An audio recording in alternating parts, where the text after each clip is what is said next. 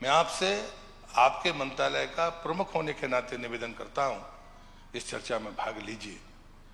अगर कहीं कोई आपत्तिजनक एक दूसरे के बारे में कार्यप्रणाली को लेकर क्रियान्वयन में जो मतभेद और टकराव दिखते हैं या सुने जाते हैं, उन पर बात आती है तो उद्वेलित होने की जरूरत नहीं है। हम उसका रास्ता खोजें कि हम यहाँ पर साम्य कैसे स्थापित करेंगे।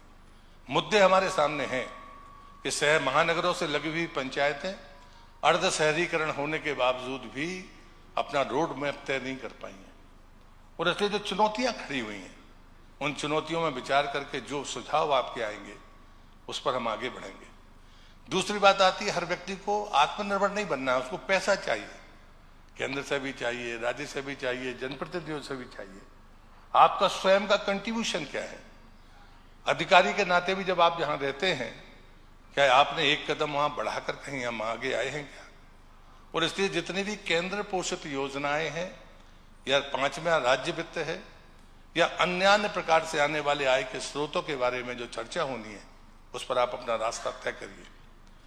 तीसरी एक नई परिस्थिति नहीं है, ये हमारे सामने जो चित्र है, ट्राइबल ब्लॉक्स हैं, पेशा कानून आने के बाद में एक नए अधिकारों का संरक्षण हुआ है, और तीसरा कुछ नोटिफाइड एरिया हैं जो जंगल से लगे हुए हैं। हम बहुत बड़ा रिजर्व फॉरेस्ट रखने वाले राज्य हैं, तो स्वाभाविक है उसके लगी हुई पंचायतें वो ट्राइबल नहीं होंगी या ट्राइबल ब्लॉक नहीं होंगे, लेकिन उनकी परेशानियां वैसे ही हैं, उससे कहीं ज्यादा जटिल हैं। क्या इसमें हम साम्य स्थापित कर सकते हैं? चौथी बात आती है कि जब हम आत्मनिर्भरता की बात करते हैं, पारदर्शिता की बात करते हैं, तो कहीं ना कहीं हमको पूरी तरह से हर पंचायत का लेखा जोखा वित्तीय अनुशासन के साथ समाज के सामने भी और सरकार के सामने रखना ही होगा। इसलिए ई पंचायत की कल्पना सिर्फ बातों से नहीं हो सकती, उसके पीछे दो लक्ष्य है, वो है हमारी पारदर्शिता और हमारे पास में आत्मनिर्भरता के सोर्स के बारे में सोचना। और 5वीं बात आती है कि मनरेगा जैसी मजदूरी की वो योजना जो लोगों की मांग के आधार पर है। लोग वो हमसे सवाल करते हैं, हमें बिल्कुल कोई हिचक नहीं करने की जरूरत नहीं है। यदि कोई जॉब कार्डधारी, भले हमारे पास में 60 लाख होंगे, लेकिन यदि हमसे कोई रोजगार मांगे और हम ना दे पाए, तब हम जिम्मेदार हैं। किसी के पास में जॉब कार्ड है लेकिन वो रोजगार नहीं मांगता या मजदूरी नहीं करना चाहता, उसके लिए सरकार जिम्मेदार नहीं है, हम और आप जिम्मेदार नहीं है। अगर वो मजदूरी नहीं करना चाहता तो इसके लिए हमें मान के चलते हैं वहां जहां पर उसको रोजगार मिलता है वो रोजगार करेगा। इसलिए मुझे लगता है कि नीतियों पर हमें विचार करना होगा। जल जीवन मिशन का पानी हर घर तक जब पहुंचेगा तो गांव के सामने एक नई चुनौती आने वाली है, वो ग्रे वाटर मैनेजमेंट की है। सुबह एक व्यक्ति को 55 लीटर पानी मिलेगा, 24 घंटे में वो गंदा पानी आप कहीं तो डालेंगे। आपकी जो पंचायत होगी इसके साथ जनसंख्या के साथ 55 का नहीं 50 का गुणा कर दीजिए तो आपको अंदाजा पड़ जाएगा कि आपकी चैलेंज कितनी बड़ी है। और इसलिए ये 5वां ग्रुप है, मनरेगा सहित इन चुनौतियों पर विचार करना। हम मुद्दों को मैंने आपके सामने रखा है, वो मुद्दे आपके सामने आएंगे ग्रुप डिस्कशन में, आप उस पर गंभीरता से चर्चा करिए। जो रिपोर्ट्स आप बनाएंगे उसका प्रेजेंटेशन भी आपके सामने होगा लंच के उपरांत, उस सत्र के बाद। इसमें खुलकर चर्चा कीजिए। कुछ जिला पंचायत अध्यक्षों को हम चयनित करेंगे, उनकी भी कुछ भावनाएं होंगी, तो 2-3-4 लोग वो अपना पक्ष रखेंगे ताकि हम सब मिल बैठकर उसके तरफ आगे बढ़ सके। मुझे लगता है कि ये जानकारी मुझे माननीय मुख्यमंत्री जी को और आप सबको देनी थी। यहीं पर मैं अपनी बात समाप्त करता हूँ। फिर से मंचस्थ सभी अतिथियों का और आप सबका हृदय से स्वागत और अभिनंदन करता हूँ कि आज का दिन हम सब के लिए सफलता का आयाम बने, एक कदम जो अगला कदम होगा उसमें सफलता की हम इबारत लिखें। इस शुभकामना के साथ आप सबका बहुत बहुत धन्यवाद। अवसर पर मौजूद समस्त जिला पंचायत के माननीय अध्यक्षगण, उपाध्यक्षगण, सभी माननीय सरपंचगण, आमंत्रित अतिथिगण, पत्रकार साथियों, समस्त सीईओ, ये आत्मनिर्भर पंचायत मध्य प्रदेश, समृद्ध मध्य प्रदेश, इसका अपने आप में ये जो हेडिंग है इसमें सारी बातें आ जाती हैं। जैसे हम आत्मनिर्भर पंचायत बोलते हैं लघु भाषा में, जैसे मैंने पहले भी कहा है कि हमारे लिए भारत की कल्पना करना, तो भारत को कोई ढूंढने मिलेगा तो गांव में चला जाए, उसको सारी अपनी मूल जो भारत की दुनिया में पहचान है वो सारी चीजें उसको गांव में सरलता से मिलती। बदलते दौर में शहरीकरण में गांव पे इफेक्ट शहर का आ रहा है, थोड़ी उसकी स्थिति बदल रही, लेकिन अभी भी हमारे गांव ही वो स्थान है जिनके कारण से ये 1000 साल की गुलामी का लंबा काल निकल गया। कई आए कई गए, यूनान मिस्र मिट गए, जहां से कुछ बात है कि हस्ती मिटती नहीं हमारी। तो ये कुछ बात है कि हस्ती मिटती नहीं हमारी, उसका कारण क्या है? क्योंकि ये जो भी आए गए जैसा भी हुआ, लेकिन इनके आने जाने से हमारे गांव की हकीकत नहीं बदली, गांव का अपना परिवेश नहीं बदला, गांव का जो अपना स्वावलंबन, गांव के अंदर की सारी व्यवस्था, गांव की परेशानी को गांव के अंदर समाधानकारी तरीके से खोजना। हमारे गांव के अंदर के लिए जैसे यूरोप के लोग आते हैं, विदेश के लोग आते हैं, कई बार समझ ही नहीं पाते कि एक थाना है और थाने के अंदर 100 गांव है, थाने में पुलिस वाले 25 और कंट्रोल कैसे करते? अब ये उनको विसंगति लगती कि ये कैसे हो सकता है, लेकिन जो समझने वाले समझते हैं, हमारे भारतीय से पूछो तो तुरंत बता देता है कि भाई 25 पुलिस वाले इसलिए पर्याप्त कि गांव वालों के लिए पुलिस नहीं चाहिए, गुंडों के लिए पुलिस चाहिए। गुंडे तो गुंडों के लिए पुलिस निपट लेती है, गांव वालों को पुलिस की जरूरत थोड़ी है। गांव तो अपना अनुशासन, अपनी व्यवस्था स्वयं संचालित करते। संभ्रांत परिवार में तो पुलिस का आना ही अपने आप में बहुत गलत बात मानते। किसी के दरवाजे पुलिस आ जाए, भले किसी को बुलाने आए, तो उसको बड़ी इंसल्ट लगती कि पुलिस कैसे आ गई मेरे घर, क्योंकि वो स्व अनुशासित अपनी जिंदगी जीते हैं, उसका आनंद अलग प्रकार से। और ये आज के इस दौर में उसका महत्व और बढ़ जाता है जब यशस्वी प्रधानमंत्री नरेंद्र मोदी हो। जोरदार ताली बजाओ हमारे अपने यशस्वी प्रधानमंत्री नरेंद्र मोदी जी के लिए। और आनंद आ रहा है कि हमारे पंचायत मंत्री, जोरदार ताली प्रहलाद पटेल जी के लिए भी, उसी गांव की अवधारणा को बढ़ा रहे हैं। ये 3 दिन की कॉन्क्लेव करने के पीछे जो भाव है, इसी भाव को लेकर तो है ही कि हम अगर अपनी सरकार में आए तो सरकार में आकर के हमारे हाथों से, हमारे ताकत से, व्यवस्थाओं से हम अगर गांव को स्वावलंबी बनाते हैं, और इसीलिए एक के बाद एक आप देखिए कुछ क्रम से हमने काम भी चालू किए, सरकार के साथ जोड़ने के काम भी चालू किए। अब ये उदाहरण के लिए यशस्वी प्रधानमंत्री के लिए एक बार फिर ताली बजवाइए कि बुंदेलखंड, जोरदार ताली बजाइए, केन बेतवा नदी। अब गांव अच्छा करना तो गांव में जो होने वाली कृषि है, खेती है, उसको पीने का पानी और सिंचाई का साधन दोनों तो चाहिए। जब आप हर घर नल दे दोगे, हर घर जल दे दोगे, तो घर में जल हो गया, खेत में जल हो गया, 90% तो काम निपट ही गया। बचा क्या है? आज ये पूरा मध्य प्रदेश नर्मदा घाटी की जल परियोजनाओं से तो बदला है। अब बचा हुआ हिस्सा हमारा मध्य प्रदेश का 2 हिस्सों में, एक हिस्सा हमारा बुंदेलखंड का है, जिसमें वो बुंदेलखंड, जिस बुंदेलखंड ने कभी भी कई लोग आए, मुगल आए, सुल्तान आए, पठान आए, अंग्रेज आए, किसी के आगे अपनी कमर नहीं झुकी, किसी के पैर नहीं पकड़े, सबसे डट के मुकाबला किया। लेकिन वो वीरता का, धीरता का, गंभीरता का बुंदेलखंड केवल प्रकृति के भरोसे था। अब जल से उसकी स्थिति बदलेगी, यह सौभाग्य हमको मिलेगा कि नहीं मिलेगा। और 1 लाख करोड़ रुपया माननीय मोदी जी देने वाले, 1 लाख करोड़ रुपया, 45,000 करोड़ उत्तर प्रदेश के लिए, 45,000 करोड़ हमारे लिए।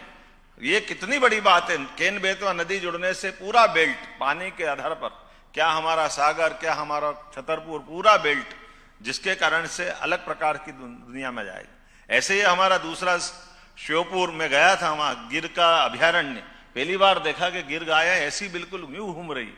और जो श्योपुर, मुरैना, ग्वालियर, शिवपुरी, गुना, फिर आगे जाओ राजगढ़, राजगढ़ से आगर, आगर शाजापुर, देवास, इंदौर, उज्जैन, पूरे बेल्ट में काली सिंध, पार्वती, चंबल, ये तीनों नदियों को जोड़ने का।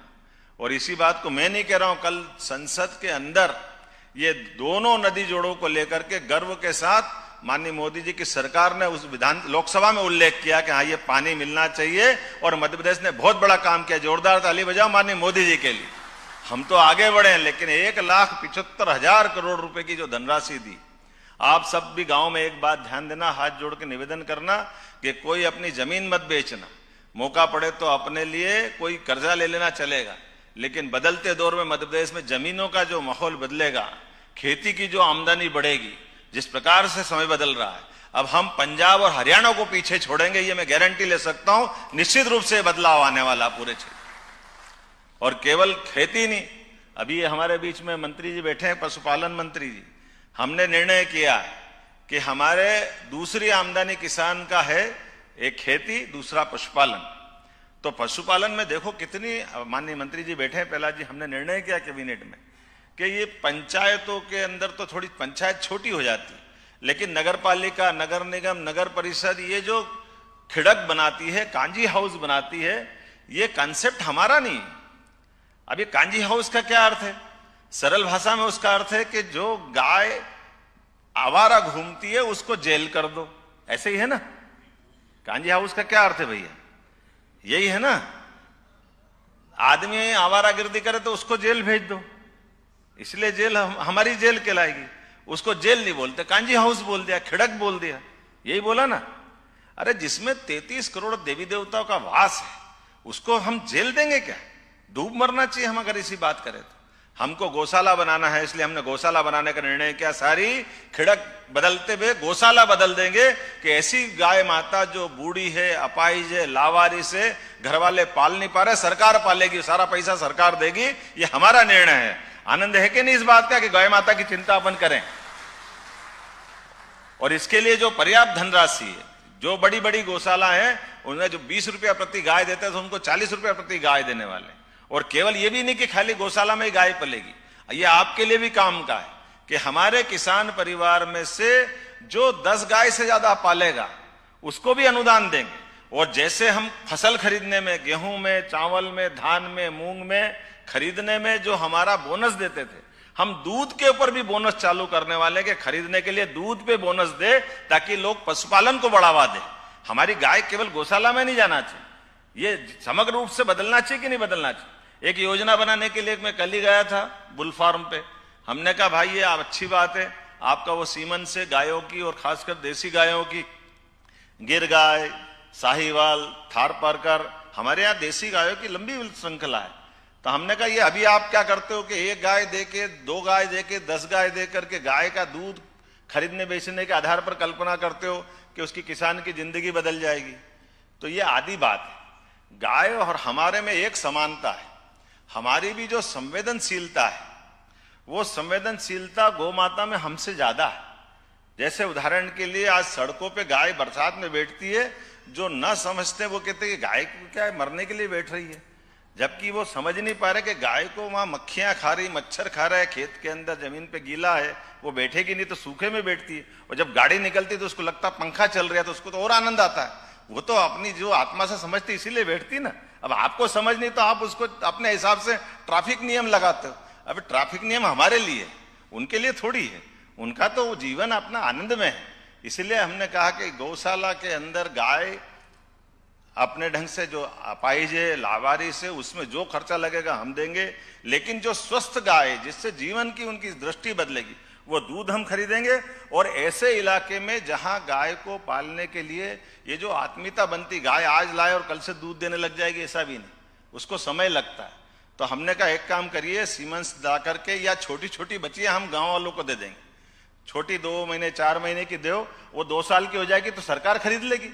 तो ये इसमें तो कोई परेशानी नहीं, कोई दूध हुआ ही नहीं। लेकिन अगर 10 गाय 20 गाय के बजाय 10-20 बच्चियां वो गांव वाला तैयार करेगा, तो ये तो हम गांव के लोग कौन कौन है, जरा हाथ खड़े करो जो गांव से आए। शहर वालों को थोड़ा कम समझ में आएगी, ये जल्दी समझ में आ जाएगी कि गाय की बच्ची अगर अपन ने लेके घर में बछिया रख ली और बछिया को तैयार किया और ये कहा कि सरकार खरीदेगी, तो मैं गारंटी ले सकता हूँ कि 50% तो वो घर वाले ही नहीं देंगे कि हम ये गाय बन जाएगी, हम ही रख लेंगे इसको। अब 50% ही देंगे। मैं गलत तो नहीं कह रहा हूं, सही है कि नहीं है? तो ये बछिया खरीदने की गारंटी हम देंगे। 20,000, 50,000, 60,000 जैसी बछिया रहेगी सरकार खरीद करके और दूसरों को दे देगी। तो ये जो हमारा ये क्रम है, कुल मिलाकर के गांवों के अंदर ऐसे एक नहीं बहुत सारे प्रयोग सरकार कर रही है। जैसे अपने ये जो रीवा के अंचल वाले या पहाड़ी हमारे क्षेत्र वाले, ग्रामीण क्षेत्र में, तो ये जो हमारे केरल क्यों जाएगा टूरिज्म के लिए? हमारा नैसर्गिक सौंदर्य यहाँ कम थोड़ी है।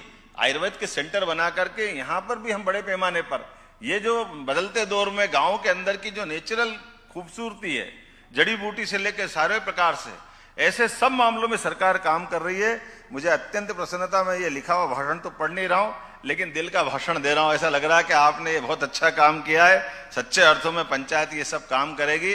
तो पंचायत के लिए आज का सत्र दिन भर के अलग अलग प्रकार से देखें, जो आपकी आर्थिक संपन्नता के लिए भी बढ़ा रहा है, विकास के सभी प्रकार के दरवाजे खोल रहा है। और जिस प्रकार से अभी आपने देखा कि हमने इंडस्ट्रियों पे ध्यान दिया है, आने वाले समय में माननीय प्रहलाद जी यहाँ बैठे हैं, हमने कहा कि केवल हेवी इंडस्ट्री और एमएसएमई अर्थात मध्यम श्रेणी की इंडस्ट्री से काम नहीं चलेगा, हमको लघु कुटीर तो करेंगे ही करेंगे, बल्कि सेल्फ हेल्प ग्रुप में जो बहनें काम करके प्रोडक्ट बनाती है उसका भी मार्केट उपलब्ध कराएंगे, ताकि इनको कीमत तो वहां मिलेगी। ये बना देती है, तैयार कर देती, लेकिन खरीदने वाला नहीं मिले। और जब खरीदने वाला नहीं मिले तो बनाएगी काहे के लिए? ये जो गैप हो रहा है, तो इसलिए जहां जहां आय बढ़ाने के साधन हो सकते हैं। अब अपने इस सब में सार में क्या देखोगे आप, जो यशस्वी प्रधानमंत्री ने कहा है कि हमारी कुल 4 जातियां हैं, किसान, महिला, युवा और गरीब, ये चारों में ही तो आ जाती, इसके बाहर कुछ है क्या? विकास की कल्पना करेंगे तो इसमें चारों में सारी 4 चीजें आती। तो इनको चारों को जोड़ के चलने के लिए निश्चित रूप से हमारी पंचायती समृद्ध होगी, तो हमारा मध्य प्रदेश समृद्ध होगा। मेरी बात समाप्त होती है। बहुत बहुत धन्यवाद। भारत माता की जय।